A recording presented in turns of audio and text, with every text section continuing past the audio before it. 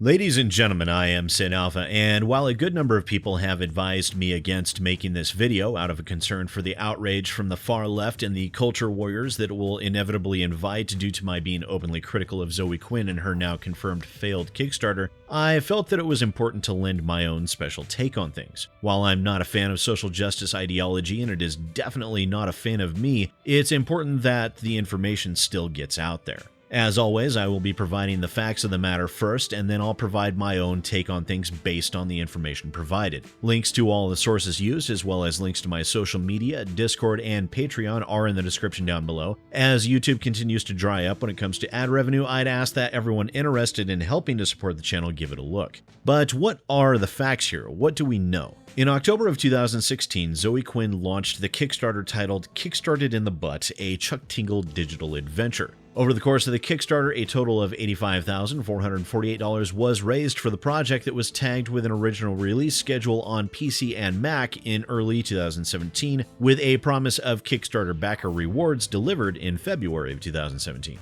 The game itself was proposed as an FMV title that looked shameless and ridiculous in nature, which is to be expected from a game set in the Chuck Tingle book series world. Along with the normal cast and crew, which comprised of 5 people, including Zoe Quinn, the Kickstarter page also cited Anthony Carboni, a YouTuber that seems to be, at first glance, to be some sort of vlogger, and also Jim Sterling along with him as voice actors for the game. The majority of the updates on Kickstarter have been private to backer only by Zoe Quinn, including her apology that she posted just a few days ago on August 30th. The most recent update that we can view, and the only one to be posted in 2018 outside of her recent apology, was posted on New Year's Day, a full 9 months ago. In addition to that, until her logging in for the apology on August 30th, the last time Zoe Quinn had even bothered to log into the Kickstarter page was in April, several months after her January 1st posting. In that update, she talks about her 3-month-long book tour and how she had a revelation that she wanted to release the game on mobile and would be focusing on developing the game on that platform.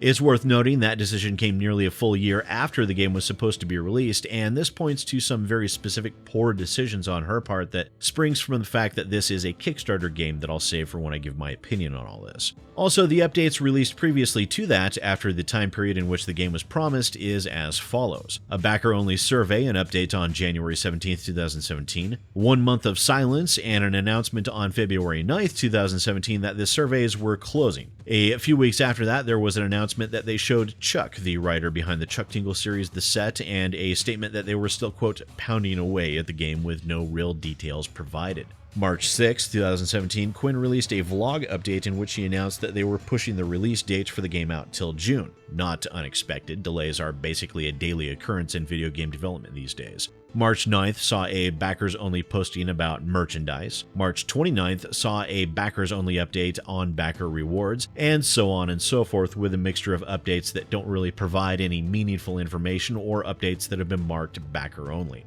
Also, through the use of internet archiving sites, I was able to verify that those backer-only posts have always been marked backer-only. They were not moved from public to private after the fact, as some people that have been sending me messages have asserted. Then there are Zoe Quinn's updates on Twitter, which I found to be at least partially pertinent as it speaks to her mindset. The first is the announcement of the backer-only apology post on Kickstarter, which was followed up with a statement that she's still working on the game but ran out of money a long time ago, and asking people not to hound Chuck about it. She followed that up with a humble brag about her Hugo-nominated book and her book tour, and then she followed that up by stating, quote, "Whoever told me as a kid that if I wanted the same respect as a man, I had to work twice as hard, severely underestimated the amount." She then followed that statement up by talking about all of the all-nighters she'd pulled, stating one of those was her birthday, which was then followed up with comments about her being marginalized, and all the while complaining about being in Tokyo but being unable to enjoy it. Additionally, people were sending me images of Chuck Tingle making claims that he was not working on the video game while doing character work for the video game, which realistically isn't all that pertinent to the matter at hand, and I almost chose not to include it, except if I didn't, there would be a slew of people claiming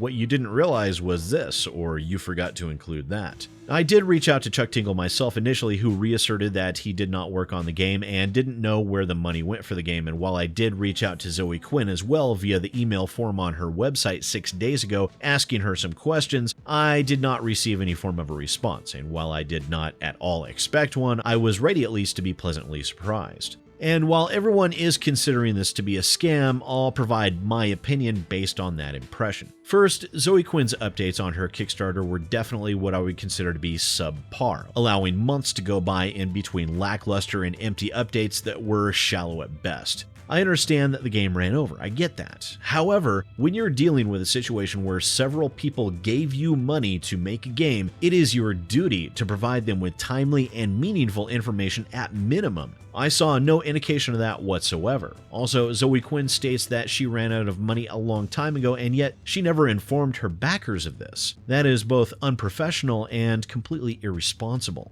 In addition to everything, there was also Zoe Quinn stating that she wanted to develop the game on mobile on January 1st. This is troubling to see, and I'm surprised so many people readily agreed to it. This was a game that was already delayed by a full year, and it was being funded by Kickstarter backers. The mobile version of the game was nowhere in the proposed scope of the project and should realistically never even have been considered until the Kickstarter-backed project was completed. That speaks to gross irresponsibility on the part of the project manager, which in this case would be Zoe Quinn.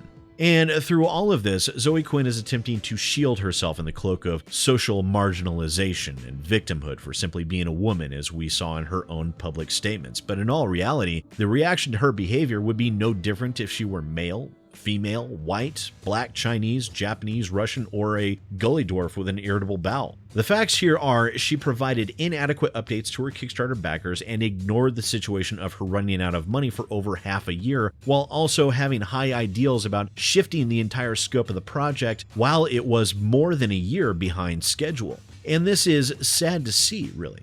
Kickstarter is a gamble. You know it, I know it, everyone knows it, and yet due to Zoe Quinn's extreme mismanagement of her backers, it has led to her being accused of being a scammer. And honestly, I would tend to agree in this instance. It would be one thing if the developers provided timely, regular, and meaningful updates that were followed up with updates on remaining funds. The reason for that seems, at least to me, to be mere common sense, and yet it is ignored time and time again with developers with failed Kickstarters. But here it is even worse because Zoe Quinn is busy trying to make herself out to be the victim.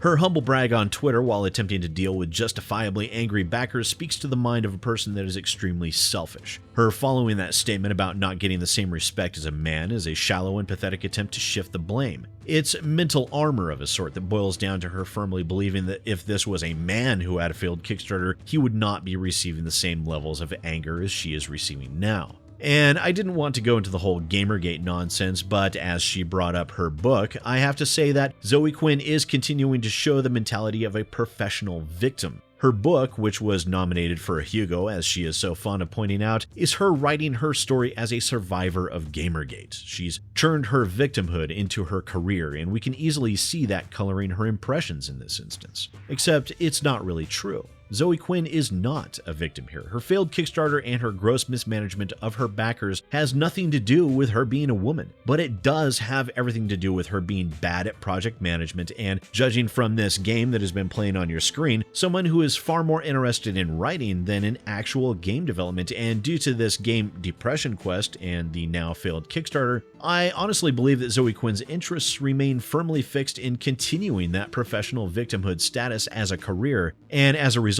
I do not hold out any realistic hope that the game will ever reach completion, and even if it did, I don't hold any illusions that it will be worthwhile in any way. As I said, Kickstarter is a risk, and it is one that backers need to be ever mindful of. However, Zoe Quinn did far more than simply drop the ball by not communicating. She did a terrible job across the board, and judging from Depression Quest, that is not a surprise to me.